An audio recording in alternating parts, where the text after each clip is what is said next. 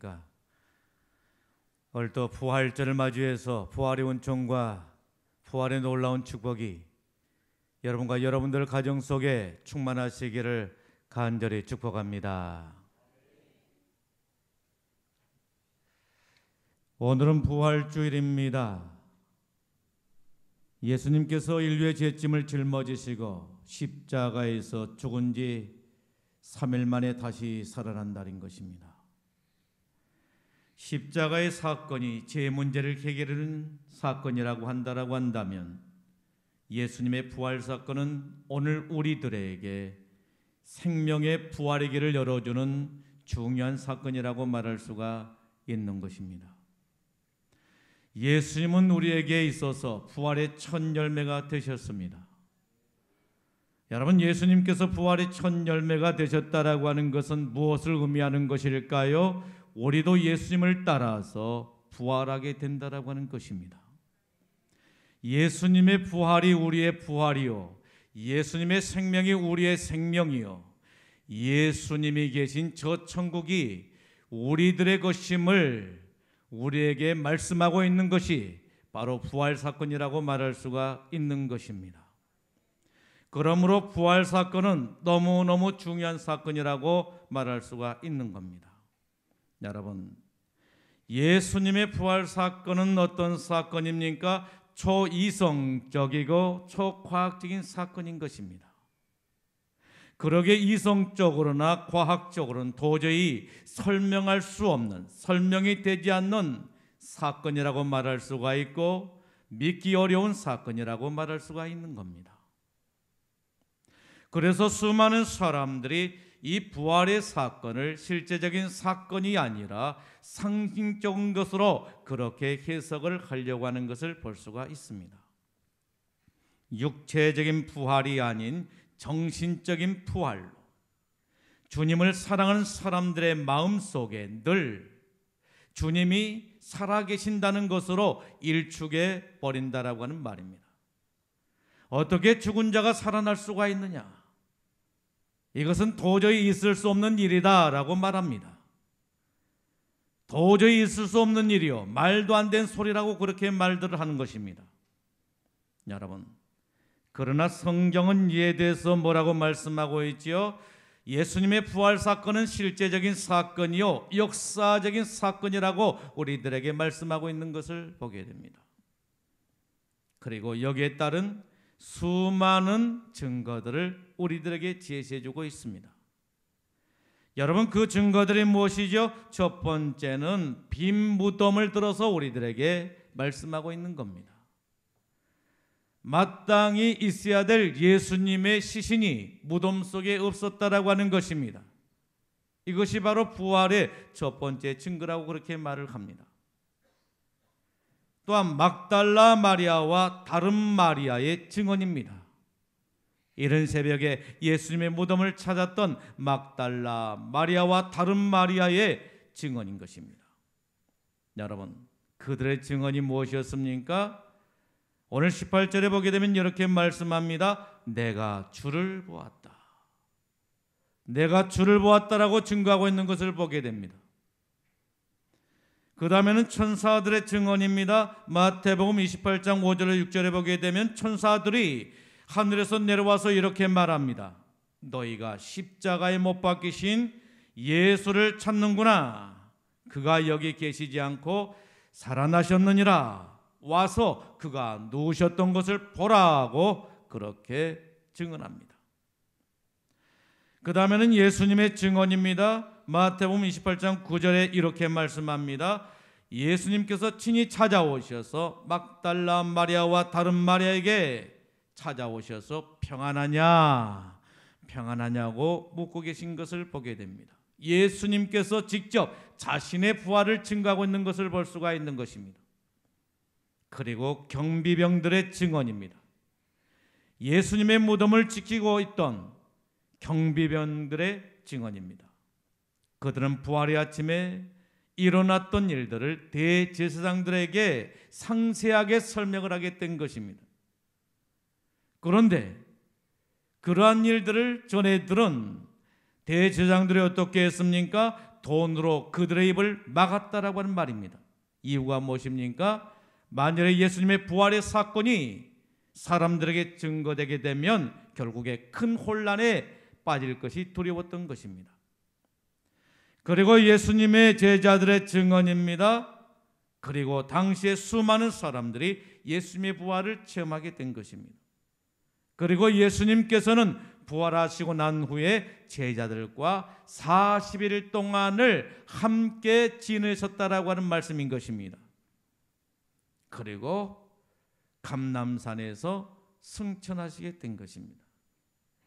기독교는 부활의 종교입니다. 세상에는 수많은 종교들이 있습니다. 수많은 종교들이 있고 철학이 있고 사상이 있습니다. 그런데 이 세상 그 어떤 종교도 철학도 사상도 부활에 대해서 말하지를 않습니다. 그런데 기독교는 부활에 대해서 말씀하고 있는 것을 보게 됩니다. 여러분, 기독교가 부활의 종교라고 하는 것은 무엇을 말씀하는 것이죠? 생명의 종교인 것을 우리들에게 말씀해 주고 있는 것입니다. 기독교는 죽은 종교가 아니라 살아있는 종교, 생명의 종교라고 우리들에게 증거하고 있는 것입니다. 여러분, 우린 이 엄청난 부활의 사건을 어떻게 믿을 수가 있죠? 이성적으로 도저히 납득이 되지가 않고 과학적으로 믿을 수 없는 이 부활의 엄청난 사건을 어떻게 믿을 수가 있는 거예요? 이 문제의 해답을 창세기 1장 1절에서 우리들에게 말씀하고 있는 것을 보게 됩니다. 여러분, 창세기 1장 1절의 말씀이 무엇이죠?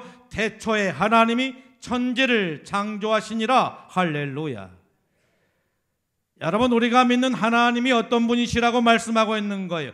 천지를 지으신 분이라고 말씀하고 있는 것입니다. 하늘과 땅과 바다와 온 우주 만물을 창조하신 분이신 것입니다.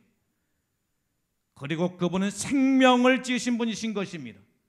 오늘 저와 여러분들에게 생명이 있게 해서 오늘 이곳에 존재하게 하신 분이 바로 하나님이신 줄로 믿습니다. 하나님이 어떤 분이시지요?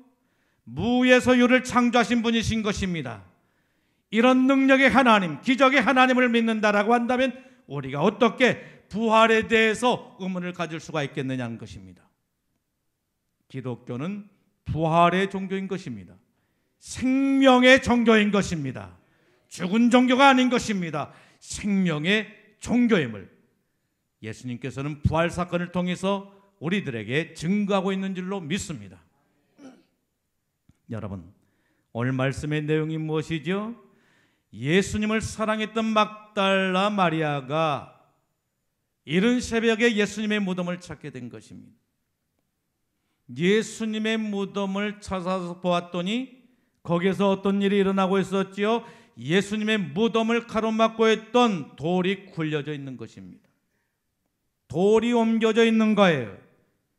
너무너무 놀란 일이었습니다. 그래서 막달라 마리아가 어떻게 했어요?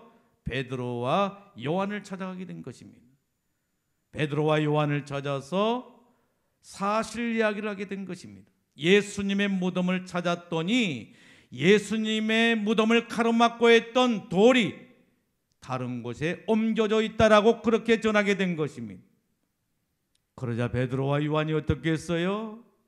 막달라 마리아를 따라서 무덤을 찾게 된 것입니다. 무덤을 찾고 본데 이상한 일이 벌어지고 있었습니다. 돌이 굴려져서 다른 곳에 있고 예수님의 무덤을 들여다보았더니 거기에는 무엇이 있었습니까? 예수님의 시신을 감싸고 있던 세마포옷이 그곳에 있고 예수님이 그곳에 계시지를 않는 것이었습니다. 베드로와 요한은 이 사실을 확인하고서 집으로 돌아가게 된 것입니다. 그런데 막달라 마리아는 베드로와 요한이 그곳을 떠나서 자신들의 집으로 돌아갔음에도 불구하고 그곳에 남아서 죽은 예수님을 생각하면서 슬피 울고 있었다라고 하는 말인 것입니다. 그러니까 여자들이 사랑한 것과 남자들이 사랑한 것은 뭔가 차이가 있는 것을 볼 수가 있는 거예요. 남자들은 사랑한다라고 하지만 그게 오래가지를 못한 것 같아요. 여자들은 사랑해도 진하게 사랑을 하고 깊이 사랑하고, 우리는 막달라 마리아를 통해서 이것을 볼 수가 있는 거 아니겠어요? 막달라 마리아는 예수님을 잊지 못해서 무덤에 남아서 슬피 울고 있었다라고 하는 말씀인 것입니다. 이것을 누가 보고 있었어요? 부활하신 주님이 보고 계셨던 것입니다. 부활하신 주님이 그 모습을 보고 계시다가 막달라 마리아에게 세 가지 질문을 던지게 된 것입니다. 여러분, 그 질문이 무엇이었죠? 첫 번째 보게 되면 여자여 어찌하여 우느냐, 여자여 어찌하여 우느냐. 15절에 말씀합니다. 여자여 어찌하여 우느냐고 묻고 계신 것을 보게 됩니다. 여러분, 막달라 마리아는 왜 울고 있었어요? 예수님의 죽음에 대한 슬픔 때문에 울고 있었다라고 하는 말씀인 것입니다. 그리고 누군가가 예수님의 시체를 훔쳐갔다라고 생각했기 때문에 예수님을 잊어버린 것에 대해서 슬퍼하며 울고 있었다라고 하는 말씀인 것입니다. 막달라 마리아는 예수님을 얼마나 사랑했는지 모릅니다. 지독히도 사랑했습니다. 뜨겁게 사랑했습니다. 그 사랑의 표현이 아무도 찾지 않는 이른 새벽에 예수님의 무덤을 찾는 것으로 나타나고 있는 것을 볼 수가 있는 것입니다. 예수님을 사랑하지 않았다라고 한다면 어떻게 이른 새벽에 예수님의 무덤을 찾을 수가 있었을까요? 그는 지난밤에 예수님을 생각하면서 잠을 한숨도 자지를 못하고 뜬 눈으로 보내다가 이른 새벽에 예수님의 무덤을 찾았던 게 틀림이 없는 것입니다. 그리고 막달라 마리아가 예수님을 사랑하지 않았다라고 한다면 어떻게 죽은 자를 위해서 슬퍼할 수가 있었겠습니까? 그리고 누군가가 예수님의 시체를 훔쳐갔다라고 무덤 밖에서 올 수가 있겠냐는 것입니다. 막달라 마리아는 예수님을 사랑했습니다. 뜨겁게 사랑했습니다. 진심으로 예수님을 사랑했던 것입니다. 여러분, 막달라 마리아는 어떻게 그렇게 주님을 사랑할 수가 있었을까요? 우리는 그의 과거를 통해서 살펴볼 수가 있는 것입니다. 막달라 마리아, 그는 어떤 사람이었습니까? 귀신 들린 사람이었습니다. 귀신이 들렸는데 흉악한 귀신에 들렸던 사람이었던 것입니다.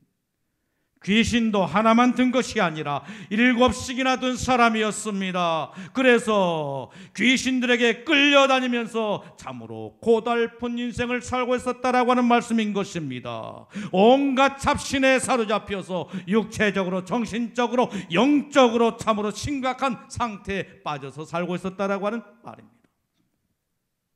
그런데 그 막달라 마리아가 예수님을 만나게 된 것입니다. 예수님을 만남으로 말미암아 그의 삶이 완전히 달라지게 된 것입니다. 그의 삶이 치유가 되게 되고 그리고 회복되게 되었던 것입니다. 귀신이 들려서 귀신들에게 끌려다니느라 그의 몸이 온통 만신창이가 됐었는데 그의 육체가 치유되고 회복되게 된 것입니다. 정신착란을 일으키며 인격이 망가질 대로 망가져 버렸었는데 그의 정신이 온전하게 회복되게 된 것입니다. 그의 영혼이 사단의 종이 되어서 이리저리 끌려다니면서 피곤한 인생을 살고 있었는데 주님을 만남으로 새로운 피조물로 거듭나게 되고 잃어버린 행복을 되찾게 되고 새로운 인생을 살게 된 것입니다. 막달라 마리아는 주님의 은혜를 생각하게 되면 늘 울어도 그 눈물로 못 갚을 줄 알아 하면서 주님을 위해서 일평생 헌신하며 충성스레 섬기며 살았던 것입니다. 막달라 마리아, 그는 예수님을 지극히 사랑했습니다. 그런데 문제가 있었습니다. 막달라 마리아, 그는 예수님을 지극히 사랑했습니다만 그에게 문제가 있었습니다. 어떤 문제가 있었습니까? 그것은 바로 예수님의 말씀을 기억하지를 못하고 있었다라고 하는 말씀인 것입니다. 무엇을 기억하지를 못했던 것입니까? 예수님께서 살아생전에 내가 죽었다가 다시 3일 만에 살아나리라 라고 하신 말씀을 기억하지를 못했다라고 하는 말씀인 것입니다. 예수님께서 말씀하실 때 그냥 흘러보냈습니다. 주의 깊게 듣지를 못했습니다. 사례 깊게 듣지를 못했습니다. 심사숙고하게 듣지를 못했던 것입니다. 설마 하고 그런 일이 있겠는가 하면서 그냥 지나쳐 들었다라고 하는 것입니다. 그래서 막달라 마리아는 지금 슬피 울고 있는 것입니다. 여러분, 만일 막달라 마리아가 이 사실을 알았다라고 한다면 지금 이 순간은 어떤 순간이 되어 있습니까? 기쁨의 때인 것입니다.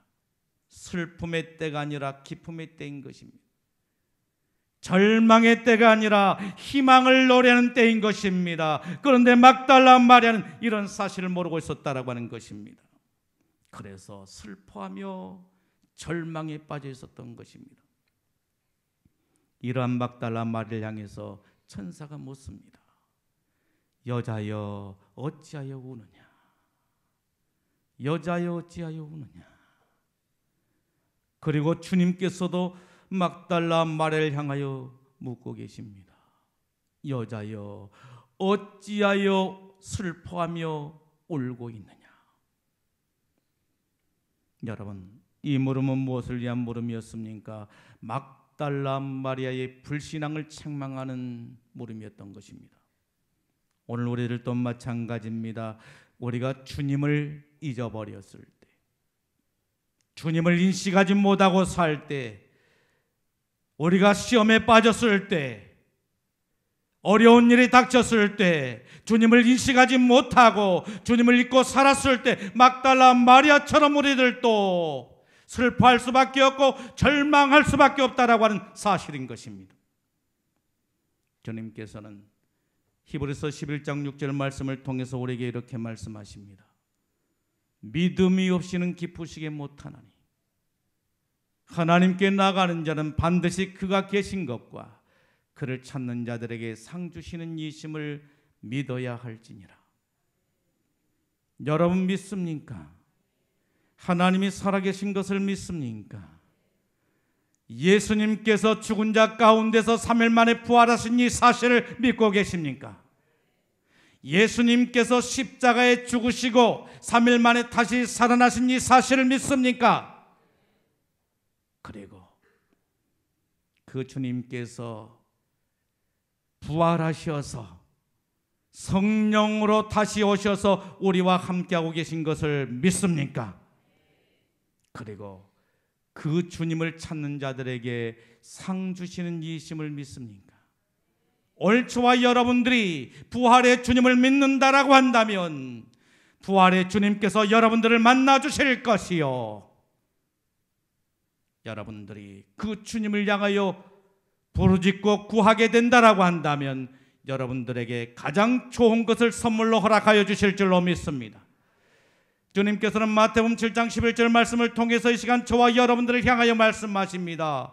하늘 아버지께서 구하는 자에게 좋은 것을 주시리라. 좋은 것을 주신 줄로 믿습니다. 여러분, 한 여인을 향한 주님의 두 번째 질문이 무엇이었습니까? 누구를 찾느냐? 15절에 말씀합니다. 여자여 어찌하여 울며 누구를 찾느냐고 묻고 계신 것입니다. 여러분, 지금 막달라 마리아는 누구를 찾고 있었습니까? 예수님을 찾고 있는 것입니다. 예수님을 찾는 것입니다. 그런데 참으로 안타까운 사실이 있는 것입니다. 그 안타까운 사실이 무엇입니까? 막달라 마리아는 자신과 지금 이야기를 나누고 계신 분이 바로 예수님인데 그 예수님을 알지를 못하고 있었다라고 하는 사실인 것입니다. 그래서 아직도 깊은 슬픔에 빠져서 죽은 예수님의 시체를 찾고 있었다라고 하는 말인 것입니다. 이런 막달라 마리아를 향해서 주님께서 묻고 계신 것입니다. 누구를 찾느냐? 여자여 어찌하여 울며 누구를 찾느냐고 말씀하신 것입니다. 여러분, 주님의 이러한 물음은 무엇을 위한 물음이었던 것입니까? 막달라 마리아의 생각을 바꿔놓고자 하신 물음이었다라고 하는 것입니다. 막달라 마리아는 무엇을 찾아야 했습니까? 부활의 주님을 찾아야 했던 것입니다. 죽은 예수님이 아니라 부활의 주님을 찾아야 했던 것입니다. 그런데 막달라 마리아는 계속해서 죽은 예수님을 찾고 있었다라고 하는 말씀인 것입니다. 여러분, 그렇다라고 한다면 오늘 저와 여러분들이 찾고 있는 예수님은 어떤 분이신 것입니까? 죽은 시체와 같은 예수님을 찾고 있는 것은 아닙니까? 부활의 주님이 아닌 죽은 시체와 같은 그런 예수님을 찾고 있는 것은 아닙니까? 그렇다라고 한다면 어떻게 그렇게 여러분들의 삶이 우울할 수가 있겠습니까? 왜 그렇게 실망하십니까? 왜 낙심하십니까? 왜 절망하십니까? 왜 두려워하십니까? 부활하신 주님께서 오늘 내 곁에 계신다라고 한다면 어찌 그렇게 의기소침하게 살아갈 수가 있느냐라고 하는 말씀인 것입니다. 주님이 살아계셔서 나와 함께하고 계신다라고 한다면 우리는 모두가 희망이 넘친 삶을 살아야 되지 않겠습니까? 울고 있는 형제여 왜 찬송을 잊었는가? 어둠 속의 찬송은 기적을 부른다고. 바울과 실라가 빌립보 감옥의 문을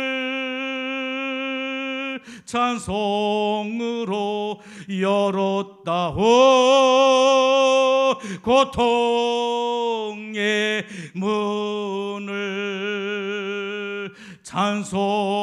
찬송으로. 주님이 살아계셔서 여러분과 함께하고 계신다라고 한다면 어떻게 그렇게 슬퍼할 수가 있겠습니까? 어떻게 그렇게 우울하게 살아갈 수가 있단 말입니까? 어떻게 그렇게 우울증에 시달릴 수가 있단 말입니까? 주님이 살아계신다라고 한다면, 주님이 살아계신다라고 한다면 주님을 향해서 찬송을 올려드려야 되지 않겠습니까? 기도해야 되지를 않겠습니까? 막달라 마리아는 자신에게 질문하신 분이 이제서야 살아계신 주님이신 것을 알게 된 것입니다. 너무너무 반가웠습니다. 기뻤습니다. 그러니까 예수님을 향하여 달려가서 라보니, 선생님 하면서 잡으려고 합니다. 그때 예수님께서 나를 붙잡지 말라라고 하십니다. 너무너무 반가워서, 너무너무 좋아서, 너무너무 기뻐서 예수님을 잡고자 했는데 예수님께서 나를 잡지 말라라고 하십니다. 막달라 마리아는 예수님을 찾고 싶었습니다. 너무너무 사랑하기 때문에 찾고 싶었습니다. 막달라 마리아는 예수님을 잡을 뿐만 아니라 예수님을 잡아놓고 싶었습니다. 막달라 마리아는 예수님이 십자가를 지기 이전의 모습처럼 끊임없이 예수님과 사랑의 교제를 나누고 싶었던 것입니다. 그런데 예수님께서 붙잡지 말라라고 하신 것입니다. 막달라 마리아는 오직 예수님이 자기만의 주님이 되기를 원했던 것입니다. 그래서 예수님을 붙잡고 싶었습니다. 그런데 예수님께서는 이러한 그녀의 행동을 막으시게 된 것입니다. 이유가 있습니다. 주님께서는 주님을 사랑하는 모든 자들과 늘 함께하기 위해서 아버지께로 가야 했다라고 하는 말씀인 것입니다. 그래서 붙잡지 말라라고 하는 것입니다. 주님께서는 요한복음 16장 7절 말씀을 통해서 이렇게 말씀하십니다. 내가 떠나가는 것이 내게 유익이라. 내가 떠나가지 아니하면 보혜사가 너희에게 오시지 아니할 것이요 가면 내가 그를 너희에게 보내리라 말씀하신 것입니다. 막달라 마리아는 예수님을 너무너무 사랑했습니다. 그래서 꼭 붙들어 놓고 싶었습니다. 그런데 예수님께서 뭐라고 말씀하십니까? 내가 떠나가야 된다는 겁니다. 내가 떠나가서 아버지께로 가야 된다라고 하는 것입니다. 그래야 내게 유익이 있다라고 하는 것입니다. 여러분, 그 이유가 무엇이지요?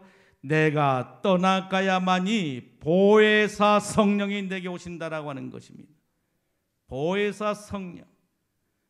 여러분, 여기에 보면 보혜사라고 말씀하고 있는 것을 보게 됩니다. 보혜사. 헬라어로 파라클레토스를 말하는 것입니다.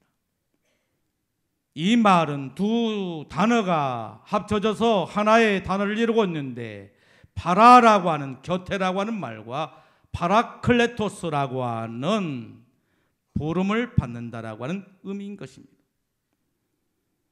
이 말은 곁에서 돕기위해서 부름을 받는 자라고 하는 의미인 것입니다. 여러분, 보혜사 성령님은 어떤 분이시란 겁니까?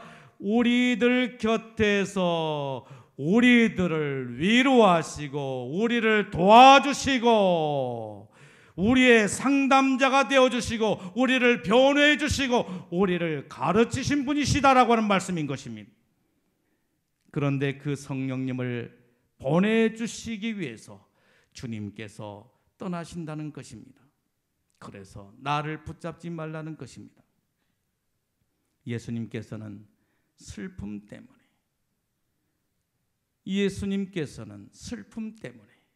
슬픔이 너무너무 커서 두려움이 너무너무 커서 자기 생각 때문에 자기 생각이 너무너무 자기 자신 안에 꽉 들어차 있어서 부활의 주님을 보지 못한 막달라 마리아에게 친히 찾아오셔서 그의 무지를 깨우쳐 주시고 영안을 열어서 부활의 주님을 보게 하신 것입니다.